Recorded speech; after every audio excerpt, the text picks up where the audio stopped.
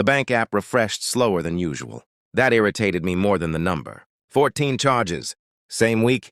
Different motels. All under my name. I stared at the screen while my wife stood behind me, pretending to look for her phone. I could hear her breathing. Too shallow. Too careful. Utilities went up, she said casually. That's probably it. Probably. The word floated between us like a lie that already knew it was dying. I clicked one charge. Then another. Then another. Motel. Motel. Motel. Not hotels, motels, the kind people don't plan to stay in. The kind people don't bring families to. The kind with parking lot doors and hourly rates. My thumb stopped when I saw the authorization detail. Signature on file. My full name. I didn't move. Didn't blink. Behind my eyes, something cold slid into place. I had never signed those receipts. I had never stayed in those rooms. But my name was there. Perfect. Practiced. Forgery isn't a mistake. It's intent. I locked my phone. She kept talking. About groceries. About gas prices. About nothing. I nodded, smiled, and quietly understood that the woman I married had crossed a line she didn't even know existed. That night I lay awake listening to her sleep. She used to curl toward me. Now she faced the edge of the bed, phone glowing against the sheets before she tucked it away like a secret. I replayed years in reverse. The sudden interest in working late, the cash withdrawals she couldn't explain. The way she flinched when I reached for her phone, not fear but calculation. Infidelity is messy. Deception is clean. She hadn't tripped. She'd engineered. In the morning, she kissed my cheek and asked if I'd seen the mail. I said no. She checked it herself. Control, always control. At work, I pulled the full statements. Not summaries, originals, timestamps, locations. Every motel was within a 10-mile radius of my office. Convenient. Every charge was midweek, midday, efficient. I didn't rage. Rage clouds things. Instead, I felt something sharper, a thin, focused clarity. She wasn't just cheating. She was stealing. And worse, she was confident enough to put my name on it.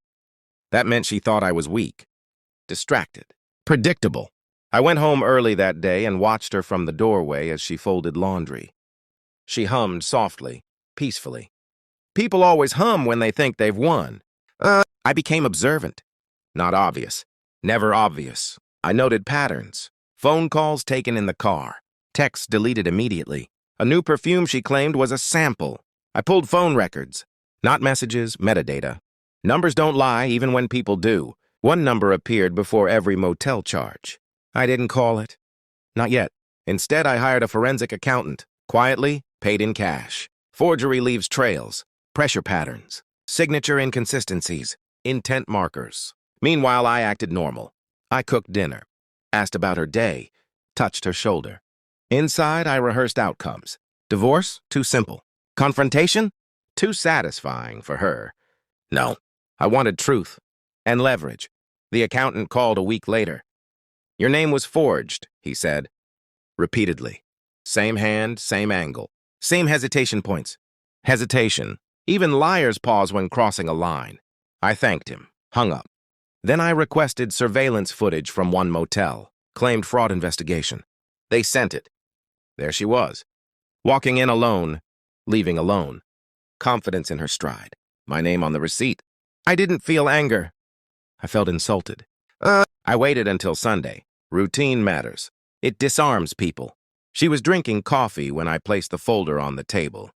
No words, just paper. She opened it. Her face changed in stages. Confusion, recognition, terror. This isn't, she started. I raised a hand. The room went very quiet. Forgery is a felony, I said calmly. Multiple counts. Her lips trembled. Tears followed. Predictable. It didn't mean anything, she whispered. I nodded. That's usually what criminals say. She reached for me. I stood up.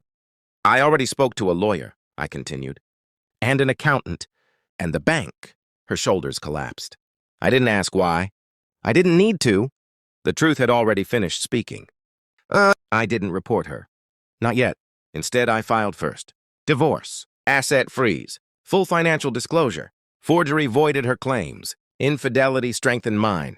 Every account was locked. Every card canceled. Every secret expense exposed. She moved into her sister's apartment within a week. I stayed. The house was quiet. Clean. She called, cried, bargained. I didn't answer.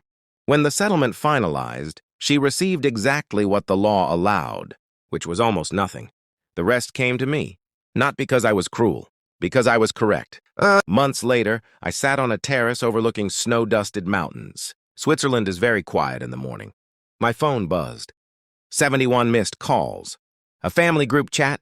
Photos of my villa had circulated. Someone had laughed. Someone had demanded. Someone had remembered me only when they wanted something. I didn't respond. I sipped my coffee. Betrayal teaches you many things. But the most important is this. People only dare to destroy you when they think you won't notice. I noticed. And I never raised my voice.